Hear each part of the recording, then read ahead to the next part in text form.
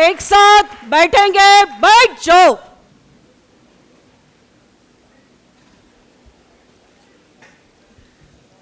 स्वागतम स्वागतम सुस्वागतम। परम पूजनीय सर संघ चालक माननीय श्री मोहन जी भागवत, राष्ट्रीय स्वयं सेवक संघ, सर आपका हमारी शाला के इस भव्य प्रांगण में हार्दिक हार्दिक स्वागत है। एक बार जोरदार आप सभी की तालियों के बीच भी हम सर का स्वागत करेंगे। हमारी हिंदू परंपरा के अनुसार हम हर शुभ कार्य की शुरुआत भगवान की आराधना तथा ही हम उसी के साथ दीप प्रज्वलन से करते हैं। तो मैं हमारे आज के मुख्य अतिथि परम पूजनीय सर संघ चालक माननीय श्री डॉक्टर मोहन जी भागवत सर से तथा सभी अतिथियों से अनुरोध करूंगी कि प्लीज़ वे अपने पाक कदम दीप प्रज्वलन की ओर बढ़ाएं तथा सभी प्रतिमाओं पर माल्यार्पण कर सभी प्रतिमाओं पर माल्यार्पण करें। गौरी नारायणी नमोस्तुते।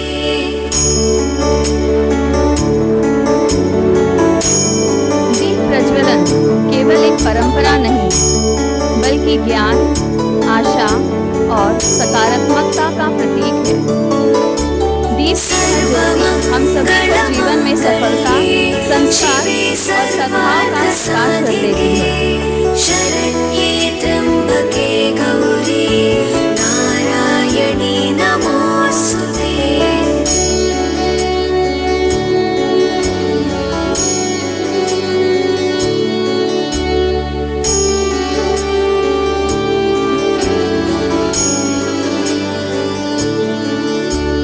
सर्वमंगलमांगल्ये शिवे सर्वार्थ साधिके शरण्ये त्र्यंबके गौरी आपसे अनुरोध है कि कृपया अपना स्थान ग्रहण करें।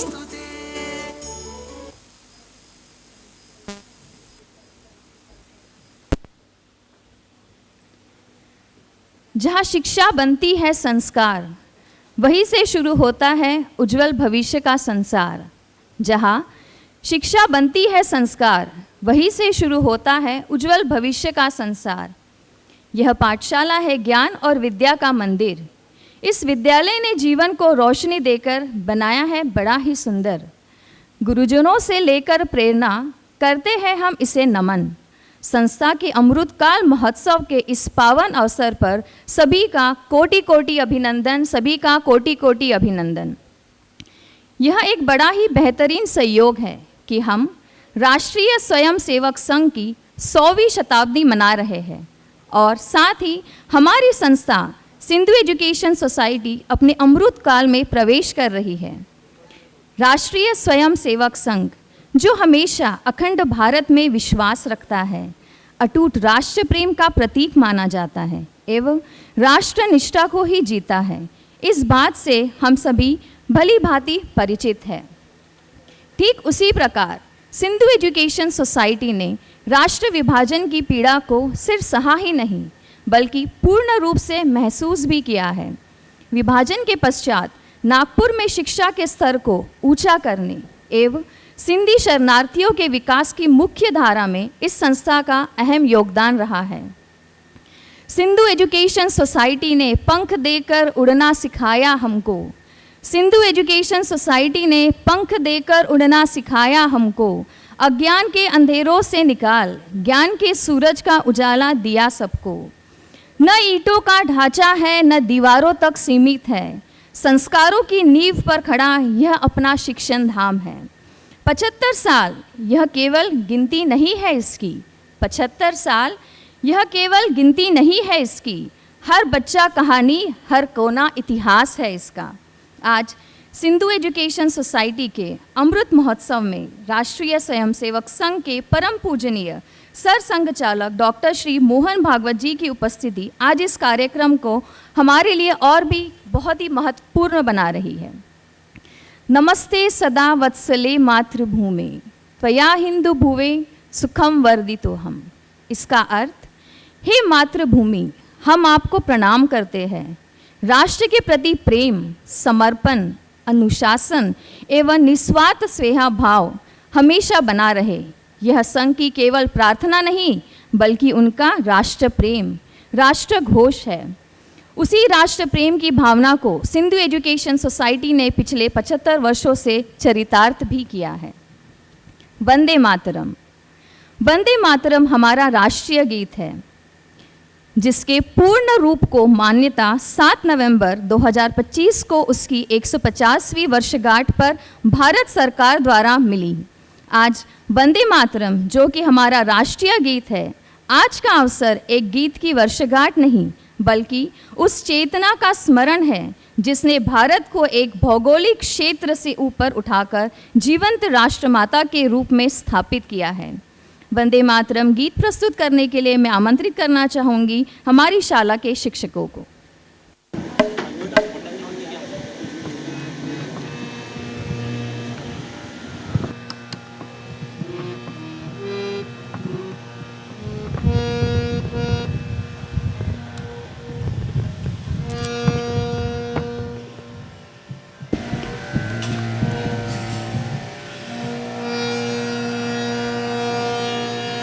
वन्दे मातरम्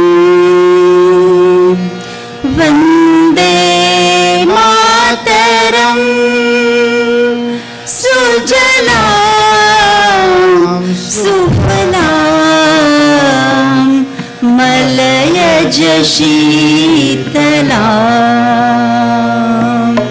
शस्य श्यामला मातरम् वन्दे मातरम्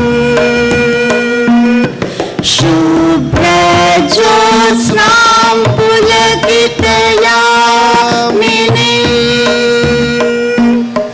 फुल्लकुसुमित द्रुमदलशोभिनीं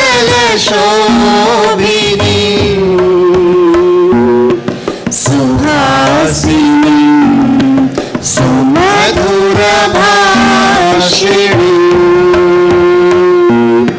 सुखदां वरदां मातरं वन्दे मातरम् कोटि कोटि कंठ कल कल निनाद कराले कोटि कोटि भुजैर्द्रुत खल करवाले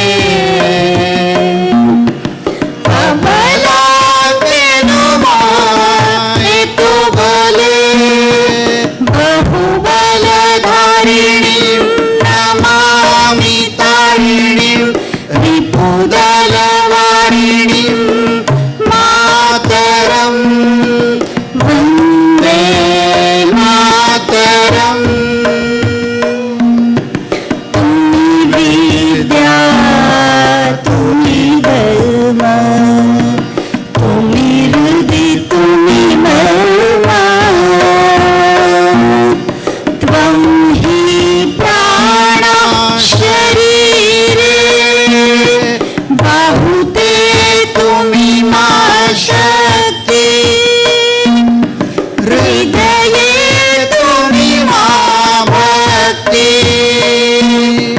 तुम्हारे प्रतिमा गढ़ी मंदिरे मंदिरे वन्दे मातरम् त्वं हि दुर्गा दश प्रहरणधारिणी कमला कमलदल विहारिणी वाणी विद्या दायिनी नमामि त्वां नमामि कमलां अमलां अतुलां सुजलां सुफलां मातरं वन्दे मातरम् श्यामलां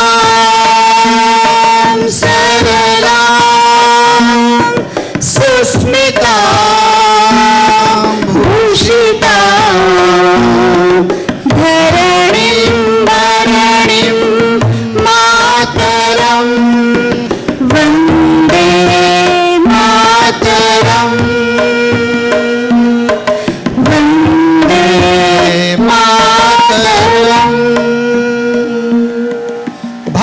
माता की।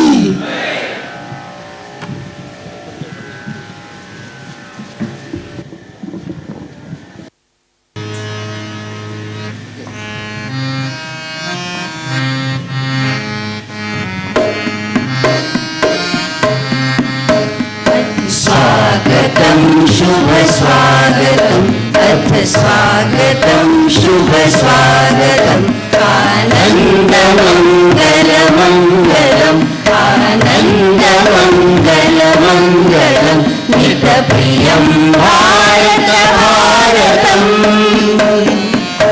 अथ स्वागतं शुभ स्वागतं अथ स्वागतं शुभ स्वागतम्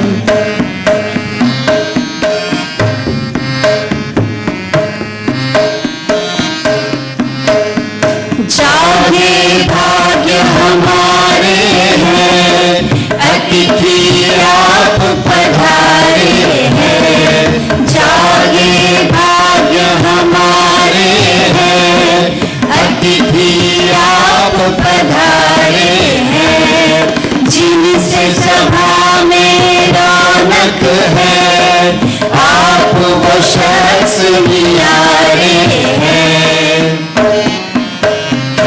आज पुलकित ये सुमन है आज पुलकित ये सुमन आनंद मंगल मंगलम आनंद मंगल मंगलम नित प्रियम भारत भारतम अथ स्वागतं शुभ स्वागतं अथ स्वागतं शुभ स्वागतम्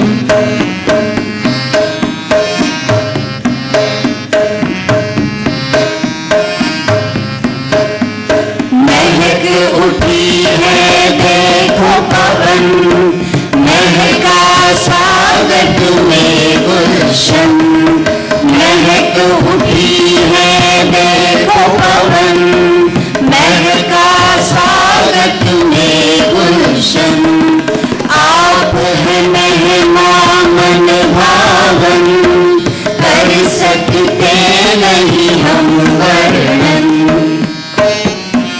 हम आपको करते नमन हम आपको करते नमन आनंद मंगल मंगलम आनंद मंगल मंगलम नित प्रियम भारत भारतम् तथ स्वागतं शुभ स्वागतं तथ स्वागतं शुभ स्वागतं स्वागतं स्वागतं स्वागतं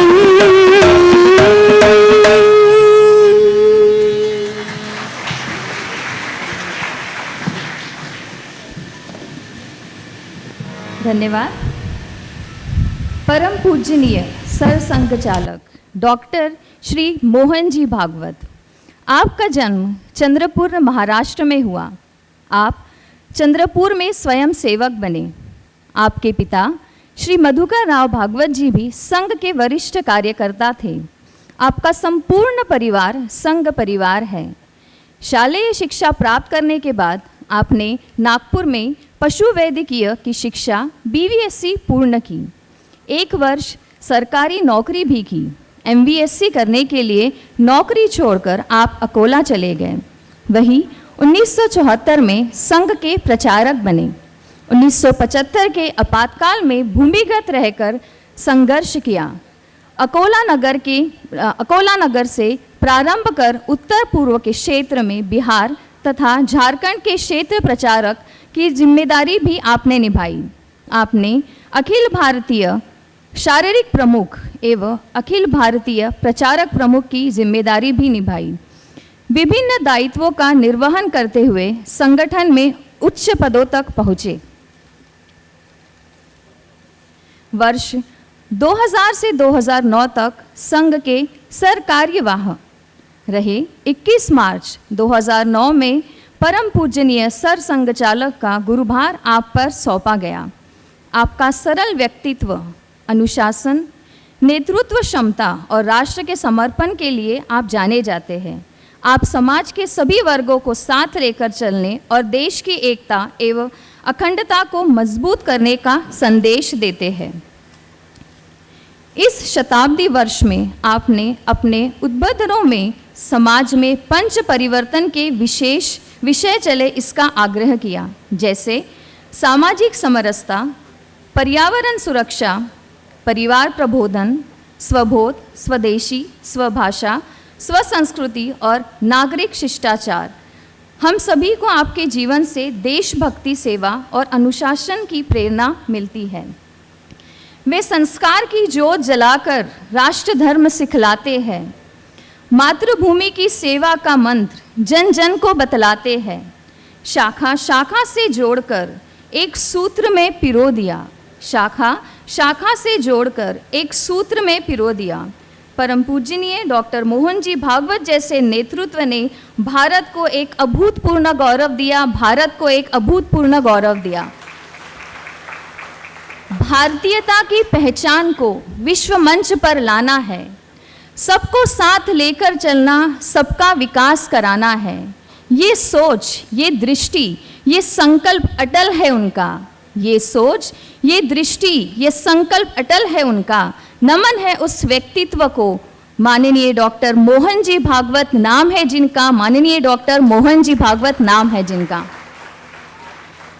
मैं सिंधु एजुकेशन सोसाइटी के सचिव रिस्पेक्टेड दीपक जी बजाज सर से रिक्वेस्ट करूंगी कि वे शॉल श्रीफल देकर परम पूजनीय सर संचालक डॉक्टर श्री मनमोहन सर जी का स्वागत करें।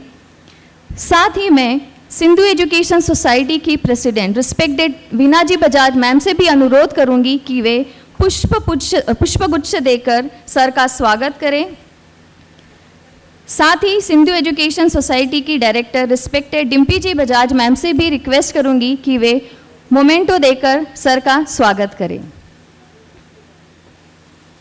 उसी के साथ Khubchand Bajaj central public school के director respected Prince Bajaj sir तथा डॉक्टर ऋषिका बजाज सदस्य सिंधु एजुकेशन सोसाइटी, इनसे भी रिक्वेस्ट है कि वे भारत माता की प्रतिमा देकर परम पूजनीय सर संचालक सर का स्वागत करें।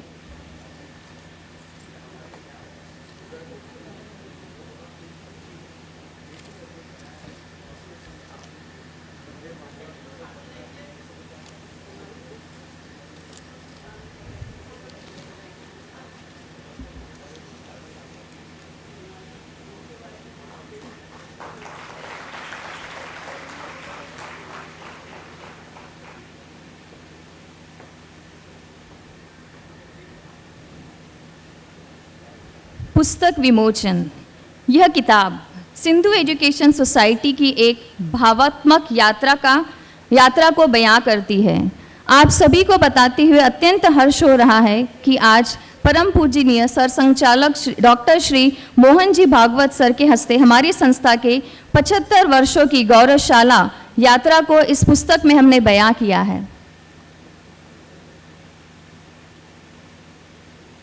आप सभी की जोरदार ताली होनी चाहिए।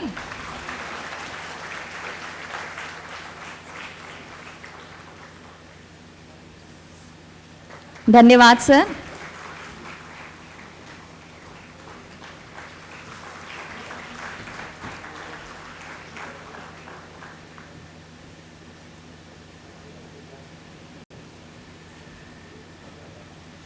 हर सफलता के पीछे संघर्ष की लंबी कहानी छिपी होती है।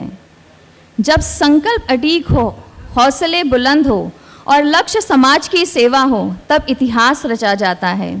तो आइए सुनते हैं हम सबके आदरणीय बजाज बंधुओं का संघर्ष, एक ऐसी प्रेरणादायक यात्रा जिसने कठिनाइयों के अवसर को भी अपने एक सफल आयोजन में एक मिसाल की तरह हमारे सामने प्रस्तुत किया है, जिसके लिए मैं आमंत्रित करना चाहूँगी सिंधु एजुकेशन सोसाइटी की डायरेक्टर रिस्पेक्टेड डिम्पी जी बजाज मैम। स्वर्गीय पूजनीय लीलाराम जी बजाज, स्वर्गीय पूजनीय केसी जी बजाज, महामानव डॉक्टर बाबा साहेब आम्बेडकर, भारत माँ के चरणों में नमन करती हूँ। मंच पर उपस्थित परम पूजनीय सर संघ चालक डॉक्टर मोहन जी भागवत जी के श्री चरणों में नमन करती हूँ। आज सिंधु एजुकेशन सोसाइटी के लिए एक अविस्मरणीय क्षण है कि आज कुछ वर्ष पूर्व ही जैसे हमने भारत देश का अमृतकाल मनाया, वैसे आज हम सिंधु एजुकेशन सोसाइटी का अमृतकाल मना रहे हैं, और वो भी उनकी गौरवान्वित उपस्थिति में मना रहे हैं जिनके आदर्श हैं, जिन्होंने अपना जीवन देश प्रेम को समर्पित किया। और ऐसे ही कुछ आदर्श थे बजाज बंधुओं के, जिन्होंने इस संस्था की स्थापना की। तो एक बार इस ऐतिहासिक क्षण के लिए जोरदार तालियां।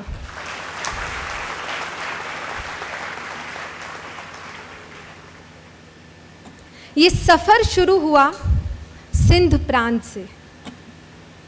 सिंध प्रांत में खुशी से रहते बजाज बंधु वहाँ पर शिक्षा के क्षेत्र से ही जुड़े हुए थे। विद्यार्थियों को सिर्फ विद्या नहीं, आदर्श विद्यार्थी बनाना ये उनकी संकल्पना थी। वहाँ पे रहते, हंसी खुशी रहते, और एक दिन एक सूचना आती है कि आप जहाँ रहते हैं अब ये भारत का हिस्सा नहीं रहा, अब ये भारत नहीं है। उनके पास दो चॉइसेस थी, या तो वे अपने घर को चुने या देश को, और उन्होंने चुना अपनी भारत की मिट्टी को, भारत माँ को। सब कुछ छोड़कर वे यहाँ पर आए, उस भारत के हिस्से में आए जो भारत था। आज़ादी की लड़ाई लड़ी, फ़क्र है उन वीरों पे, लेकिन भूल गए उन्हें जिन्हें बांध दिया विभाजन की जंजीरों से।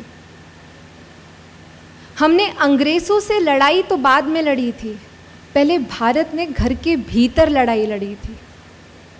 आज़ादी की लड़ाई लड़ी, हमने आज़ादी की भी लड़ाई लड़ी, पर हम उनको भूल गए जिन्होंने उस विभाजन की विभीषिका सही थी, और वो थे बजाज बंधु। उन्होंने एक पल के लिए भी सोचा नहीं, और सब कुछ छोड़कर, मेरा सौभाग्य रहा कि मैं उनकी ग्रैंड डॉटर बन के पैदा हुई। कई किस्से, कई कहानियाँ सुनी, कई संघर्ष के किस्से सुने। तब दादी बताती थी कि कुछ नहीं लिया, कोई नेचुरल कैलामिटी नहीं थी, न भूकंप आया, न कोई प्रलय आया, बस एक सूचना आई कि अब ये भारत का हिस्सा नहीं है। और हमने एक वक्त की रोटी ली, कुछ थोड़ा सा जो पैसे थे वो लिए, जो ज़रूरत के कुछ सामान थे वो लेकर हम निकल गए। और जब निकले तो चारों ओर आग लगी हुई थी, लोगों की लड़ाइयाँ हो रही थी। खुद को बचाने के लिए हाथ गाड़ी के नीचे छिपकर उन्होंने रात निकाली। सवेरे होते होते वो भारत के उस हिस्से में पहुँचे जो उस वक्त आज भी जो भारत कहलाता है, और वहाँ पर वो एक कैंप में रहने लगे। तब दादाजी बताते थे कि जब हम वहाँ रहने लगे तो मुझे उस संघर्ष से डर नहीं हुआ, पर जब वहाँ पर लिखा, हम लोगों का नाम लिखा, तो वहाँ पे भारतीय नहीं, वहाँ पे शरणार्थी लिखा गया था। उस चीज़ का उन्हें दुख हुआ। नहीं तो उनका जीवन एक ही मूल मंत्र से चलता था, this too will pass away, ये समय भी बीत जाएगा। देखते देखते अलग अलग रेफ्यूजी कैंप्स में उन्हें रहना पड़ा, और वहाँ पर भी वो तो शिक्षक थे, उनके रगों में शिक्षा थी। वहाँ पर भी बच्चों को इकट्ठा करके वे बच्चों को पढ़ाते, तब भी बच्चों में देशभक्ति जगाते। और ऐसे चलते चलते वे नागपुर पहुँचे, और जब नागपुर में आए तब बजाज बंधुओं ने एक शाला में शिक्षक के तौर पर वहाँ पे ड्यूटी ज्वाइन की। वहाँ बच्चों को पढ़ाते, और सारे बच्चे उनसे बहुत प्रेम करते। उनके सहकर्मी शिक्षक ने एक दिन उनके पास आए और रोते रोते कहा कि मुझे इस नौकरी से निकाल दिया गया है। बजाज बंधुओं को ये बात बहुत दिल पे लगी। उन्होंने संचालकों से जाकर बात की कि इस शिक्षक को मत निकालिए, तो संचालकों ने उनकी बात नहीं सुनी, पर फिर भी उन्होंने एक ऐसा डिसीजन लिया जो आज की तौर पे कोई नहीं लेगा। उन्होंने खुद सभी भाइयों ने राज़ीनामा दे दिया और उस शिक्षक के लिए खड़े हो गए। सारे विद्यार्थी सड़कों पर आ गए और ज़ोर ज़ोर से नारे लगाने लगे, we want our teachers back, हमें हमारे शिक्षक वापस चाहिए। विद्यार्थियों को उन्होंने समझाया कि आपका काम नारेबाजी करना नहीं है, आप जाइए, आप शिक्षा ग्रहण कीजिए, आपको देश के लिए समर्पित रहना है। और इसी बीच में जिस शिक्षक के लिए उन्होंने राज़ीनामा दिया था, उस शिक्षक ने संचालकों से जाके माफ़ी मांग ली और अपनी वापस ड्यूटी को रिज्यूम कर लिया। पर फिर भी बजाज बंधुओं ने उसके प्रति कोई द्वेष नहीं रखा। और देखिए ईश्वर उस काइंडनेस को कैसे रिवॉर्ड करता है कि एक दुखी माता पिता जिन्होंने अपने पुत्र को खो दिया था, वे बजाज बंधुओं के पास पहुँचे और उनसे निवेदन किया कि हमारी 6-7 कमरों की इमारत है, आप वहाँ पे हमारे पुत्र के नाम से एक शाला की शुरुआत करें और उस शाला का नाम रखें ओंकारलाल हाई स्कूल। और ऐसे मस्कासाद एरिया में ओंकारलाल हाई स्कूल की शुरुआत हुई। आज भी जब हम महल में जाते हैं या आप सराफा बाज़ार जाएंगे तो वहाँ पे कितने व्यापारी हैं कि जब हम बताते हैं कि हम बजाज परिवार से जुड़े हैं तो उनकी आँखों में चमक आ जाती है, वे अपने केसी बजाज अपने गुरु को याद करते हैं। ऐसी उनकी शिक्षा थी, क्योंकि उन्होंने यही सिखाया था अपने विद्यार्थियों को कि हमें अपने आप को एक ऐसा व्यक्ति तैयार करना है जो हम भली सिपाही बनकर बॉर्डर पे लड़ाई नहीं करें, पर हम भारत देश में रहकर एक ऐसे देशभक्ति की मिसाल कायम करें। वो कुछ इस तरीके से था, देश हमें देता है सब कुछ, हम भी तो कुछ देना सीखें, जो अनपढ़ हैं उन्हें पढ़ाएं, जो पिछड़े हैं उन्हें बढ़ाएं। हम मेहनत के दीप जलाकर नया उजाला करना सीखें, देश हमें देता है सब कुछ, हम भी तो कुछ देना सीखें। ऐसी शिक्षा थी हमारे बजाज बंधुओं की। और आज वो 75 इयर्स की लेगेसी, हमारी कोशिश है, पूरे सिंधु एजुकेशन सोसाइटी परिवार की कोशिश है कि उनकी लेगेसी को, उनके वैल्यूज़ को हम आगे बढ़ाते चलें। जब मैं छोटी थी मैंने उनसे पूछा था कि आपने क्यों देश को चुना, आपने क्यों अपना घर नहीं चुना, आपने क्यों, आपको तो वहाँ घर था, सब कुछ छोड़कर आपने क्यों इतना संघर्ष चुना। तो उन्होंने मुझसे जो बात कही थी वो मैंने कुछ कविता की लाइंस में लिखी है, वो मैं आपको सुनाती हूँ। जहाँ से हिंदू नाम ने जन्म लिया, मैं उस सिंधु नदी की गूंजती विरासत हूँ। जहाँ से हिंदू नाम ने जन्म लिया, मैं उस सिंधु नदी की गूंजती विरासत हूँ। ये मेरे बड़ों का बलिदान है जो आज मैं संपन्न हूँ, सलामत हूँ। सिंधी बाद में, हिंदू पहले हैं हम, निस्वार्थ भाव से चलते हैं। हमारे लाल कृष्ण आडवाणी के संघर्षों से ही तो आज मोदी जी लाल किले पर चढ़ते हैं। बजाज बंधुओं के लिए देश की मिट्टी के कण-कण में माँ का नज़ारा था।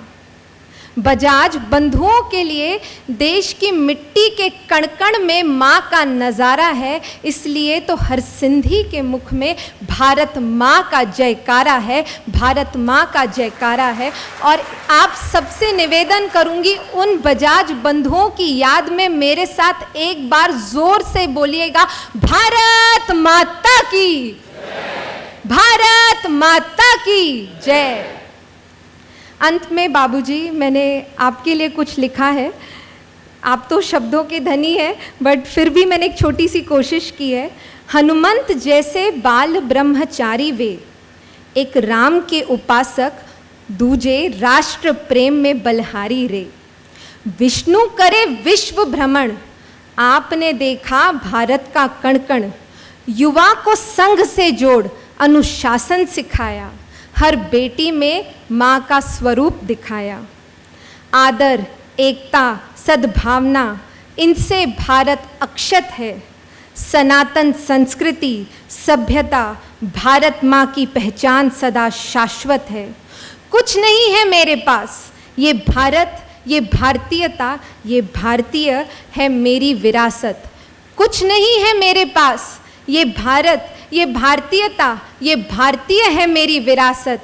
ये आप हैं परम पूजनीय सर संघ चालक डॉक्टर मोहन जी भागवत, डॉक्टर मोहन जी भागवत। बहुत बहुत धन्यवाद, बहुत बहुत धन्यवाद। बहुत बहुत धन्यवाद मैम। अब आगे मैं प्रस्तावना के लिए आमंत्रित करना चाहूँगी सिंधु एजुकेशन सोसाइटी के सचिव रिस्पेक्टेड दीपक जी बजाज सर। सबसे पहले विद्या की देवी माँ सरस्वती, भारत माता, महामानव डॉक्टर बाबा साहब आम्बेडकर, स्वर्गीय श्री लीलाराम जी बजाज, स्वर्गीय श्री केसी बजाज साहब की प्रतिमा के आगे अपना शीश नवाता हूँ। आज के इस कार्यक्रम के उद्घाटक हर भारतीय के दिल के हृदय सम्राट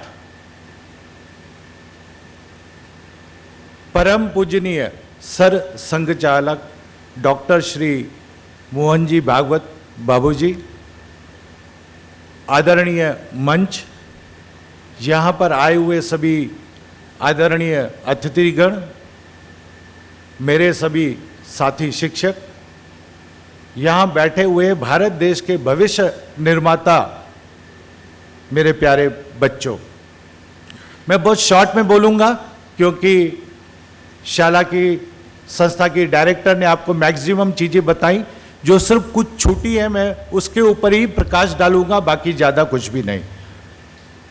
अखंड भारत का जब विभाजन हुआ 1947 में, बंगालियों को बंगाल मिला, पंजाबियों को पंजाब मिला, लेकिन हम सिंधियों को सिंधु प्रदेश नहीं मिला। और अपने धर्म को बचाने के लिए अब हमारे सामने कोई रास्ता नहीं था। जब अखंड भारत का विभाजन हुआ तब सिंध प्रांत पाकिस्तान में चला गया। अब पाकिस्तान में हम लोगों के पास सब कुछ था। अपने धर्म की खातिर हम लोगों को पाकिस्तान छोड़ना पड़ा। हम लोगों के सामने दो ऑप्शन थे, आप मुसलमान बन जाइए, सिंधी मुसलमान बन जाइए, यहां रहिए। अगर आप सिंधी हिंदू बनना चाहते हैं तो ये जो पाकिस्तान बनाए ये छोड़ दीजिए। हमारे सभी पूर्वजों ने हिंदू धर्म की रक्षा और अपने धर्म की रक्षा करने के लिए उस विभाजन में अपना सिंध प्रदेश छोड़ के और भारत देश में आए। भारत देश में आए, दर दर की ठोकरें खाने लगे। तब मेरे पिताजी पूजनीय स्वर्गीय केसी बजाज साहब और उनके एक मित्र श्री फतनदास जी वंजानी, उनको मेया हॉस्पिटल के बाहर एक छोटा सा दुकान मिला जहां पे उन्होंने पेंटिंग का काम चालू किया और धीरे धीरे अपनी पढ़ाई भी कर रहे थे। अपनी पढ़ाई करने के बाद कुछ वक्त के बाद 5 भाइयों में से 4 भाई शिक्षक थे और एक भाई कारोबार की तरफ मुड़ गए। तो 4 भाई शिक्षक थे किसी शाला में, वो आपको हिस्ट्री बताया उन्होंने वहां से क्यों छोड़ना पड़ा। जब बच्चे सब सड़क पे आए, भाई हमको हमारे टीचर वापस चाहिए, ये इतने प्रिय थे सभी बच्चों के मन में और सभी पालकों के मन में। आपको बता दूं, उस संस्था के अध्यक्ष के 2 बेटे थे, वो भी सड़क पे आए, हमको हमारे टीचर वापस चाहिए, हम स्कूल नहीं आएंगे तब तक। ये हिस्ट्री है, ये इतिहास है। तब इतवारी मस्का साथ में श्री छोटेलाल जी गुप्ता हलवाई, उनका बेटा था ओंकार लाल, उसकी अकाल मृत्यु हो गई थी। अकाल मृत्यु होने के कारण उन्होंने उनके नाम से एक 4 रूम किसी अन्य संस्था को स्कूल चलाने के लिए दिए थे। अब वो संस्था स्कूल चला नहीं पा रही थी और इधर सब बच्चे सड़क पे थे और नारे लगा रहे थे, हमको हमारे टीचर वापस चाहिए, नहीं तो हम स्कूल में नहीं आएंगे। इन बजाज बंधुओं ने सारे स्टूडेंट्स को बहुत समझाया, सारे विद्यार्थियों को बहुत समझाया, हमारे कारण आप अपना भविष्य खराब मत करिए, आप स्कूल जाइए, हम लोग अपनी रोजी रोटी किसी प्रकार से मजदूरी करके चला लेंगे। लेकिन कोई भी बच्चा जाने को तैयार नहीं था। तब ये खबर, तब नागपुर छोटा था, आग की तरह पूरे नागपुर में फैल गई और छोटेलाल जी गुप्ता को भी मालूम पड़ा। छोटेलाल जी गुप्ता और वो जो स्कूल संचालक थे उस समय चला रहे थे, वो इन बजाज बंधुओं के पास आए, बजाज बंधुओं को आके रिक्वेस्ट किया, आप अपना स्कूल चालू करिए। अब अंधा क्या चाहे, दो आंखें। वो 4 रूम 1 जुलाई 1952 को सौंपे, बजाज बंधुओं को सौंपे गए। अब इस शाला का इतिहास ऐसा है, 1 जुलाई 1952 उसी दिन संस्था बनी, उसी दिन स्कूल चालू हुआ, उसी दिन विद्यार्थियों की एडमिशन हुई और उसी दिन से पढ़ाई स्टार्ट कराई गई। और आपको बता दूं, उस समय नागपुर मध्य प्रदेश शासन में आता था, तो मध्य प्रदेश सरकार ने 1 हफ्ते के अंदर ही 1 जुलाई 1952 से हर प्रकार से संलग्नता स्कूल को प्रदान कर दी। ये भी हिस्ट्री है। अब सब कुछ था, अब इनके पास पैसे नहीं थे, तब प्रोसीजर ये था, आप लोग अपनी पहले खर्चा करिए, टीचर्स को पगार दीजिए, 3-4 महीने में फिर शासन से पैसे मिलते थे, तब रिटर्न होते थे। अब ऐसा करते करते इनके पास कुछ नहीं था। ये चारों बजाज बंधु, साथ में मिस्टर फतेंद्रनाथ जी वंजानी, ये स्कूल के अंदर रात को सोते थे मस्का साथ में। सवेरे 4 बजे उठ के कारपोरेशन से के नल से पानी भरते थे, बच्चों के लिए घड़े भरते थे, फिर पूरे स्कूल का 4 रूम जो थे उनका झाड़ू लगाते थे, फिर क्लरिकल काम खुद ही करते थे, और फिर बच्चे जब 10 बजे जरीपटका से इतवारी मस्का साथ आते थे, उनको पढ़ाने का काम करते थे और 4 बजे तक पढ़ा के वापस पैदल जरीपटका आते थे, खाना खा के थोड़ा आराम करके फिर से रात को 9-10 बजे वहाँ जाते थे, सोते थे। इस प्रकार से इस जो बजाज बंधुओं ने एक बीज बोया, वो नन्हा सा पौधा आज इस वट वृक्ष के रूप में आप लोगों के सामने है। अब ये सब हो रहा था 1956 में, जब सरकार का ध्यान इस हो गया, भाई जरीपटका से बच्चे सब इतवारी जा रहे पैदल पैदल पैदल, तो सरकार ने जरीपटका में एक जमीन का टुकड़ा 1956 में दिया और 1956 में ठीक है जमीन तो मिल गई, लेकिन स्कूल बनाने के लिए न पैसे थे न कुछ भी नहीं था। उन्होंने सभी पेरेंट्स को अपील किया, भाई आपके घर में जो भी फालतू वस्तुएं पड़ी हुई है, जैसे किसी के घर खीला, हथौड़ी, बल्ली, टीन, चटाई, टट्टा, जो भी है आप हमें डोनेट करें। कई पेरेंट्स ने अपने घर में फालतू पड़ी हुई चीज़ें डोनेट की अपने हाथों से, और बच्चों के साथ मिलकर 5 कच्चे कमरे उन्होंने तैयार किए। और 56 में जब यहाँ स्कूल स्टार्ट हुआ और वो नन्हा सा पौधा एक विशाल वट वृक्ष के रूप में आप लोगों के सामने है, और उन्होंने अपना पूरा जीवन चारों भाइयों ने टोटल संस्था को दिया, टोटल स्कूल को दिया। उन्होंने अपने लिए कुछ भी नहीं किया, पूरा संस्था के लिए ही किया। इस प्रकार से ये इतिहास क्रिएट हुआ। मैं अब ज़्यादा वक्त नहीं लूँगा, हमको जिनको सुनना है उनका इंतज़ार है। मैं तहे दिल से आप सबका धन्यवाद करता हूँ, आप लोग यहाँ पे पधारे, मैं तहे दिल से स्वागत करता हूँ। साथ साथ मुझे बोलने का मौका दिया, तहे दिल से आपका शुक्रिया अदा करता हूँ। धन्यवाद। बहुत बहुत धन्यवाद सर।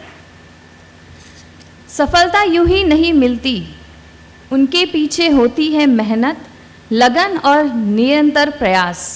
आइए मिलते हैं उन विद्यार्थियों को जिन्होंने अपनी उपलब्धियों से विद्यालय का नाम रोशन किया है।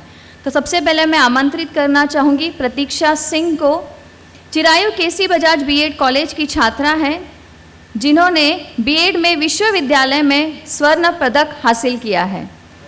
साथ ही मैं हमारे अतिथि परम पूजनीय सर संघ चालक सर से अनुरोध करूंगी कि वे मोमेंटो देकर बच्चों का अभिनंदन करें तथा उनका प्रोत्साहन बढ़ाएं। प्रतीक्षा ने बीए हिंदी में स्वर्ण पदक हासिल किया है।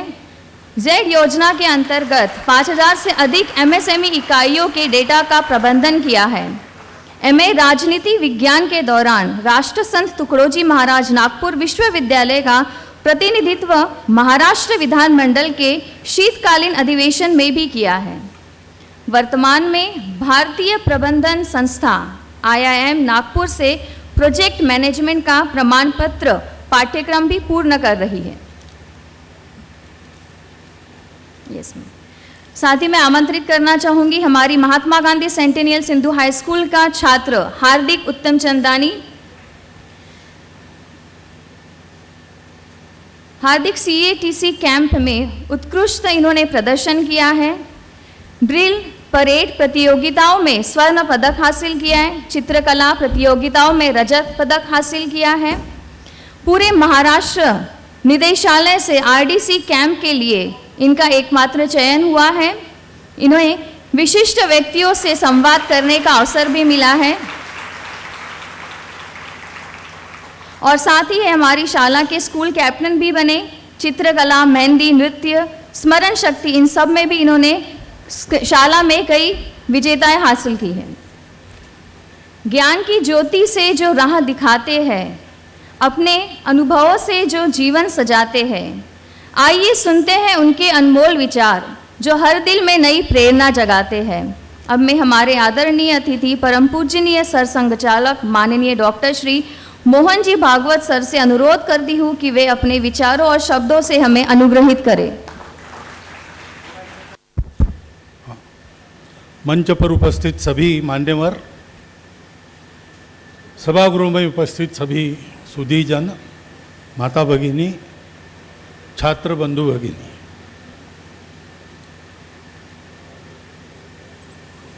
इस संस्था के बारे में आपको पहले से जानकारी रही होगी।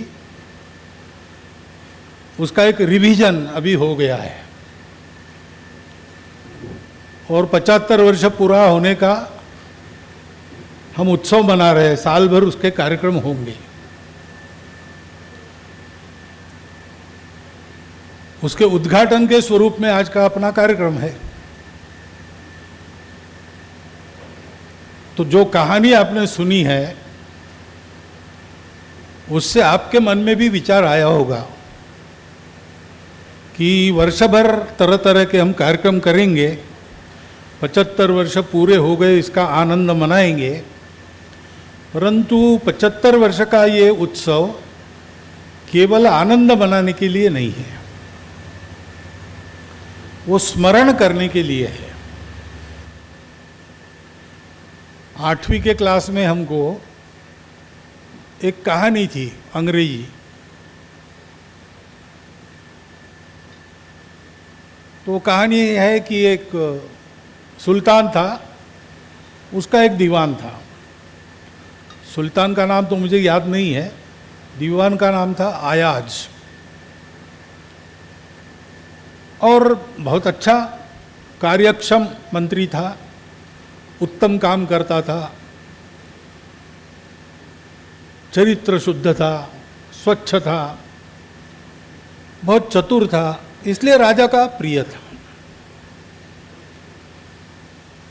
अब राजनीति का चरित्र ऐसा है कि किसी का अच्छा होता है तो जलने वाले अपने आप पैदा होते हैं। तो वैसा उस दरबार में भी हुआ और जलने वाले लोग राजा से उसकी शिकायत करने लगे, उसके विरुद्ध राजा के कान भरने लगे और धीरे धीरे उन्होंने कहना शुरू किया कि ये जो आप भरोसा कर रहे इस पर, ये अच्छा नहीं है, इसकी नीयत साफ नहीं है। रोज़ रात को 12 बजे ये शहर के चोर दरवाजे से कहीं निकल जाता है जंगल में, कुछ खिचड़ी पका रहा है, आपको कभी भी ये धोखा दे सकता है, पीठ में चुरा घोंप देगा, आप सावधान रहिए, समय रहते कार्रवाई कीजिए। अब राजा को विश्वास नहीं हुआ, लेकिन ऐसी बातों का प्रचार करने का एक तंत्र होता है। तो एक व्यक्ति थे गोबेल्स नाम के, दूसरे महायुद्ध में हिटलर के साथ जर्मनी के प्रचार प्रमुख थे। वो उनका ऐसा कहना था कि झूठ बात भी 100 बार आप बोलो तो वो सत्य हो जाती है, यानी लोग उसको सत्य मान लेते हैं। तो झूठ बोलो, बार बार बोलो, उसका प्रतिवाद होता है मत सुनो, ऐसा एक तंत्र रहता है। उस तंत्र के कारण राजा को भी लगने लगा कि थोड़ा देख लेना चाहिए आदमी कैसा है क्या है। इसलिए राजा एक दिन भेष बदल के रास्ते पर उसकी राह देखते बैठा, 12 बजे आएगा घर से बाहर, और वो आ गया 12 बजे घर से बाहर। और जैसा कि राजा को बताया गया था, चोर दरवाजे से शहर के बाहर एक जंगल में चला गया। राजा भी उसके पीछे पीछे गया। वहां एक जंगल के बीच में खंडरनुमा मकान था, वहां वो चला गया अंदर, और 5 मिनट में बाहर आके वापस जाने लगा। तो राजा ने उसकी राह रोकी और कहा कि तुम पर भरोसा किया इतने दिन और तुम कुछ षड्यंत्र कर रहे हो। तो कहा नहीं, षड्यंत्र नहीं कर रहा हूं, मैं रोज आता हूं यहां पे, लेकिन षड्यंत्र नहीं करता हूं। तो क्या करते हो यहां आके? तो चलिए आप मेरे साथ देखिए।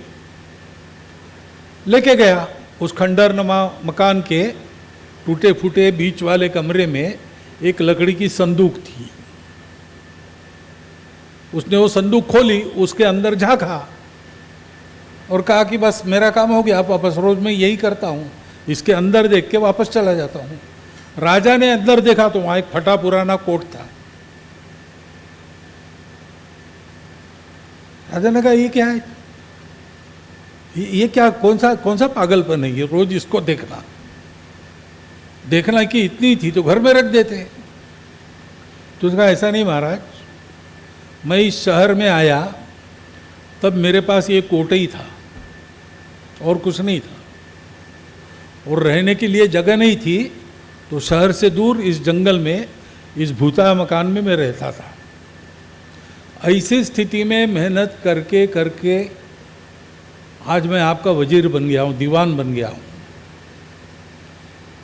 तो मेरे पास अब सब कुछ है, सब कुछ है, लेकिन नियत नहीं है। तो वास्तव में मैं षड्यंत्र करता और आपको नीचे उतारकर मैं बैठ जाता।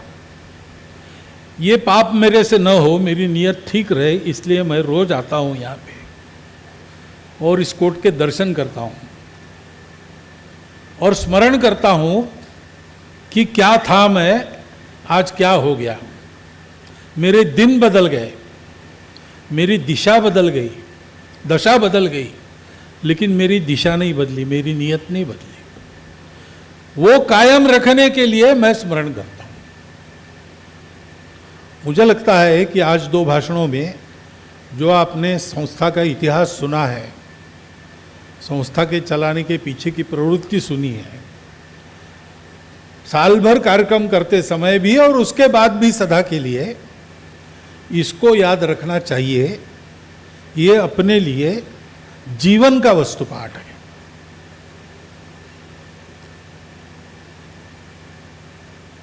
तो जिनका सब कुछ उजड़ गया, जिनके पास कुछ नहीं है,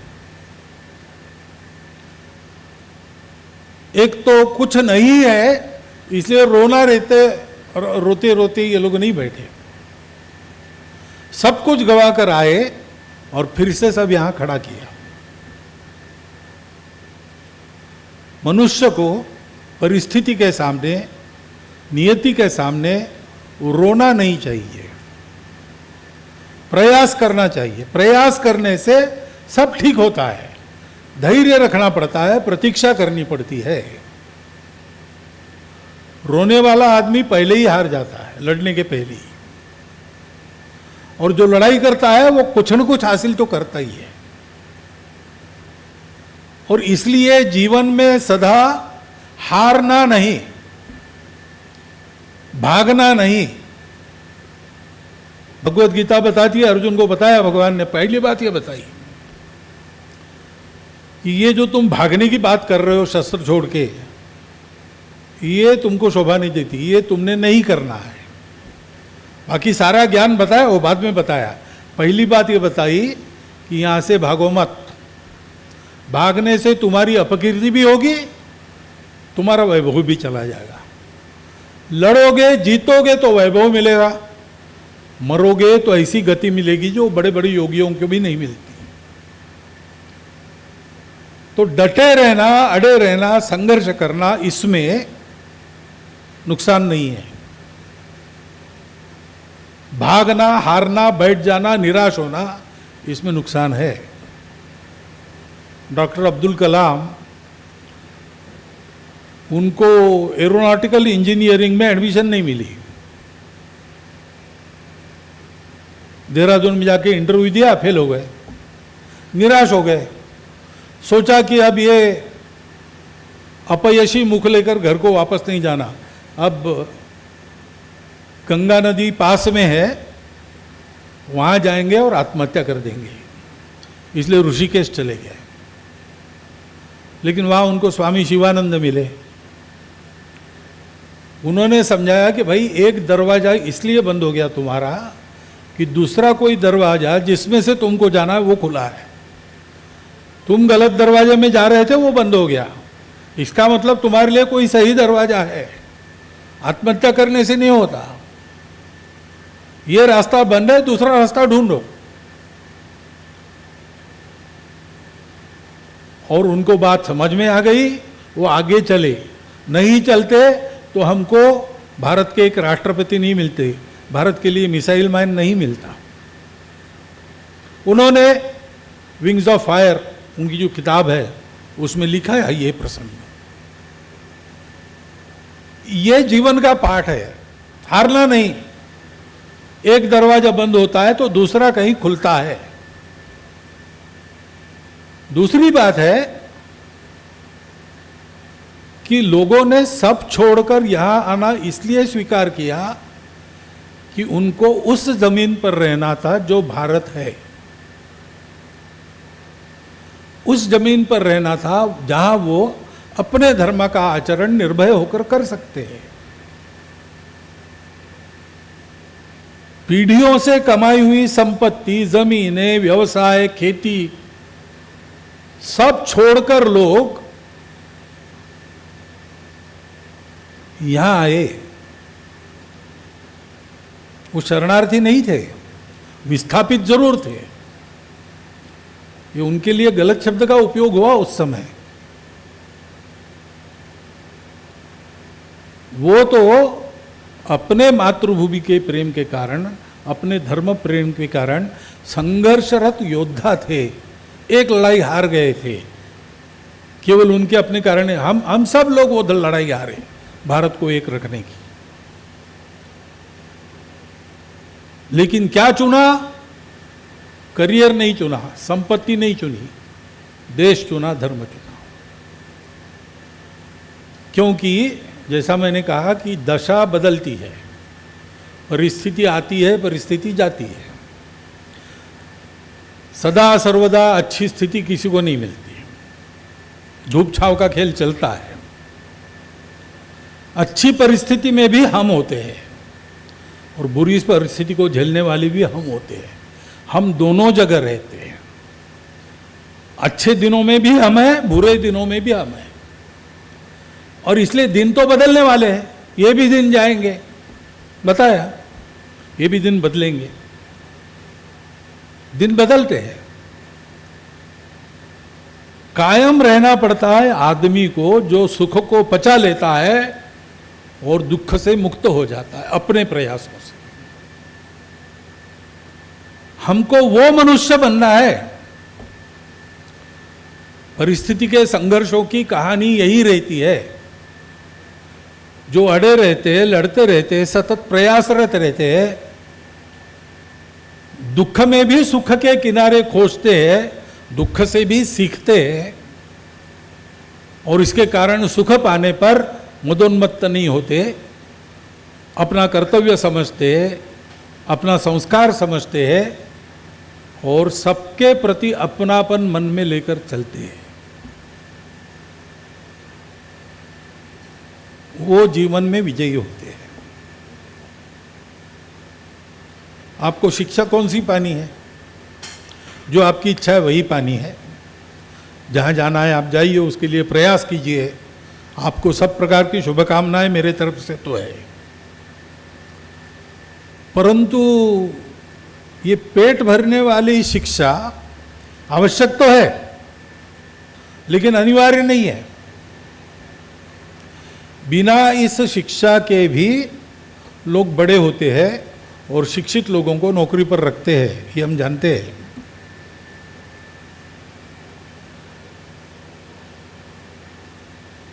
पशु पक्षियों को पढ़ाने वाले स्कूल नहीं रहते, कॉलेज नहीं रहते। स्कूल कॉलेज केवल मनुष्यों के होते हैं। वैसे तो मनुष्य भी एक पशु ही है बायोलॉजिकली। पशुओं को जो जो खाना पीना सब करना पड़ता है, मनुष्य को भी करना पड़ता है। पशुओं का जीवन केवल उसके लिए है, वो उनके हाथ में नहीं, उनको विचार नहीं है। वो जन्म लेते हैं, उनको मालूम नहीं क्यों लिया, और आत्महत्या करने की प्रवृत्ति पशुओं में नहीं होती। तो मरते दम तक उनको जीना पड़ता है। जीते हैं तो भूख लगती है तो खाते हैं, अच्छे से मिला तो अच्छे से खाते हैं, सीधे मिला तो सीधा खाते हैं, नहीं मिला तो चोरी करके खाते हैं। खाते समय ऊपर से जूते पड़े तो भी जब तक पेट नहीं भरता खाना नहीं छोड़ते। तो उनको विचार नहीं है, उनको बस इतना मालूम है कैसे क्या पता नहीं हम है, और जब हम नहीं है ऐसा हो जाएगा तब तक हमको है इस स्थिति में रहना है। मनुष्य का ऐसा नहीं है। मनुष्य विचार करता है, और विचार करता है इसलिए करनी करे तो नर का नारायण हो जाए, ऐसा जैसा कहते हैं। ये भी हम जानते हैं कि उल्टी करनी करे तो नर का नर पशु हो जाए। मनुष्य की बुद्धि है, वो दोनों ओर ले जा सकती है। बुद्धि का उपयोग करके किस ओर बढ़ना, ये बुद्धि जो है, ये विचार जो है, उसको कहते हैं विवेक। नित्यानित्य विवेक, सारासार विवेक, उचित अनुचित का विवेक, अच्छे बुरे का विवेक। ये विवेक प्राप्त करने के लिए वास्तव में शिक्षा है।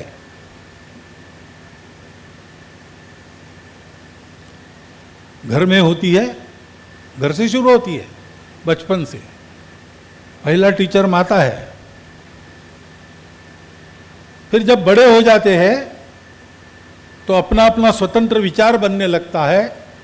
तब फिर माता पिता ज़्यादा सिखाते नहीं, केवल संभालते हैं और समूह में भेज देते कि अनुभव लो और सीखो। वहाँ जो अनुभव आते हैं उनको कैसे पचाना, उनको कैसे सोचना। आदमी उल्टा भी सोच सकता है ना। शराबबंदी वाले कार्यक्रम में गए और प्रचार शराबबंदी का करने वाले थे, उन्होंने बुलाया सबको, बैठो। बहुत सारे पियक्कड़ थे उस गांव में।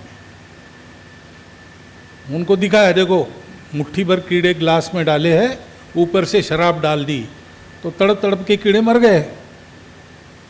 सब ने देखा। फिर उन्होंने पूछा कुछ समझे? तो एक पीने वाला खड़ा हो गया, समझ गया, हम शराब पिएंगे तो हमारे पेट के कीड़े भी ऐसे ही मर जाएंगे। वो दृश्य तो एक ही है, लेकिन अर्थ निकालने आपने बुद्धि करती है। अनुभव एक ही है, लेकिन उससे क्या लेना? चुप होके बैठ जाना, निराश होके बैठ जाना, भय देख के भाग जाना, ऐसा करना है कि उसमें से भी कुछ अच्छा निकालकर जीवन को आगे बढ़ाने में अपने और सबके उसका उपयोग करना। ये जो शिक्षा है वो असली शिक्षा है, वो सिलेबस में नहीं रहती। वो आपको जो पाठ पढ़ाते हैं क्लासरूम में, उसमें नहीं होती, आपके टेक्स्ट बुक में नहीं होती। वो आपको सिखाने वालों के जीवन में होती है। और आपका सौभाग्य है कि आप एक ऐसे स्कूल में पढ़ रहे हो जहां पर दशा बदली, स्थिति बदली तो भी नियत नहीं बदली। इस प्रकार का जीवन जीने वालों की पृष्ठभूमि आपके सामने है। और इसलिए मैं कहता हूं कि 75 वर्ष पूरे होंगे, उसका जो साल मनेगा, उस साल में भी और जीवन में सदा स्मरण रखने के लिए हमारे इस संस्था के 75 वर्ष पूर्ति का ये संदेश है कि हमको अच्छा मनुष्य बनकर जीना है और अपने जीवन से अच्छे मनुष्य बनाने हैं। आपका क्या है एम इन लाइफ? कभी कभी वक्तृत्व स्पर्धा में विषय भी रहता है माय एम इन लाइफ, तो कई बातें हम बताते हैं, लेकिन अगर पूरी मानव जाति को कुछ एम इन लाइफ देना है तो यही है कि जीना अपने लिए नहीं, जीना है अपनों के लिए। स्वयं नेकी से जीना है और सबको नेकी सिखानी है, बोलकर नहीं, कृति से सिखानी है। यही अपने यहाँ जीवन की रीति मानी जाती है ना। तथागत ने ऐसे ही कहा है, सब्ब पापस्य अकरणम कुशलस्य उपसंपदा सच्चित्त परियोदपनम एते बुद्धानुशासनम। जो पाप है, जिससे दूसरों को कष्ट होता है, पर पीड़ा होती है, वो पाप है, वो नहीं करना। अपना जीवन बनाना, लेकिन दूसरों को धक्का नहीं लगने देना, इस प्रकार से बनाना, कुशलता से बनाना, और सारे जीवन में अनुभव लेकर उससे अपना विचार, अपनी बुद्धि, अपना मन शुद्ध करते रहना, सच्चित्त परियोदपनम। ये जीवन का अनुशासन है। उस जीवन के अनुशासन को आपके इस संस्था में बहुत लोगों ने जीकर बताया है और इसलिए वो पाठ आपके सामने सदा है। उसी पाठ पर हमको आगे बढ़ना है। ये संकल्प करते हुए हम ये 75 वर्ष के साल भर के कार्यक्रम का आयोजन संपन्न करें और बाद में अपने जीवन में भी एक शिक्षा के रूप में उसको याद में रखें। इतना एक अनुरोध इस अवसर पर मैं आपके सामने रखता हूँ और आपने शांति से सुन लिया, इसलिए आपका धन्यवाद करता हुआ मेरे 4 शब्द समाप्त।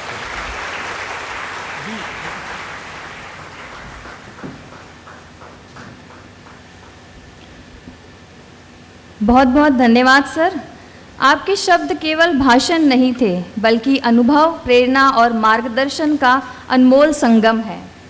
आपके विचार हम सभी के लिए सदैव प्रेरणा स्रोत बने रहेंगे। मैं आभार प्रदर्शन के लिए आमंत्रित करना चाहूँगी Khubchand Bajaj central public school के director respected Prince Bajaj sir.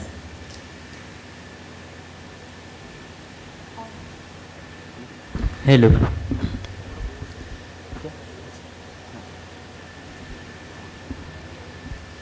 परम पूजनीय सर संचालक Dr. Shri Mohanji Bhagwat and all the esteemed dignitaries on the dais.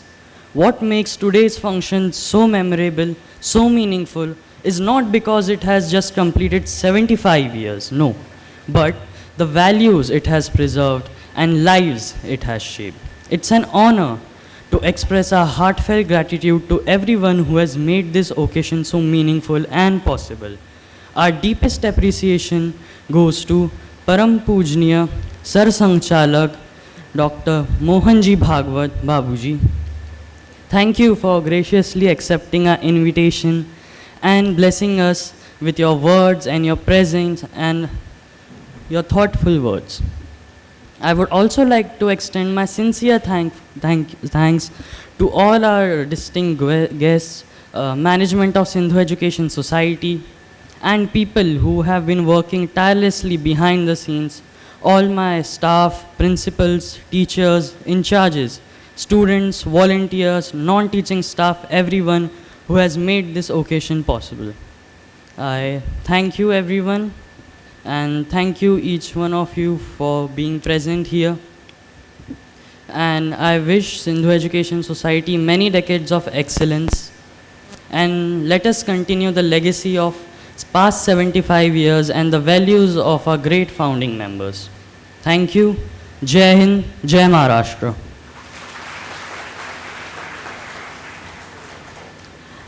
आप सभी से अनुरोध है, राष्ट्रगीत के लिए आप अपने स्थान पर खड़े हो जाएं।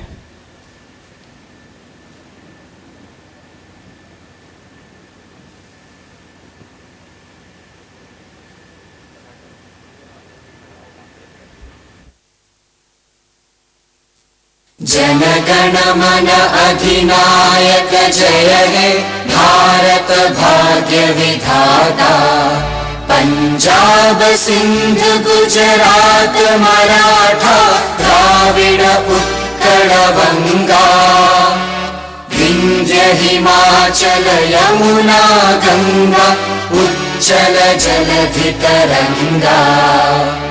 तव शुभ नामे जागे, तव शुभ आशीष मांगे। गाहे तव जय गाथा, जन गण मंगलदायक जय हे भारत भाग्य विधाता। जय हे जय हे जय हे जय जय जय जय हे।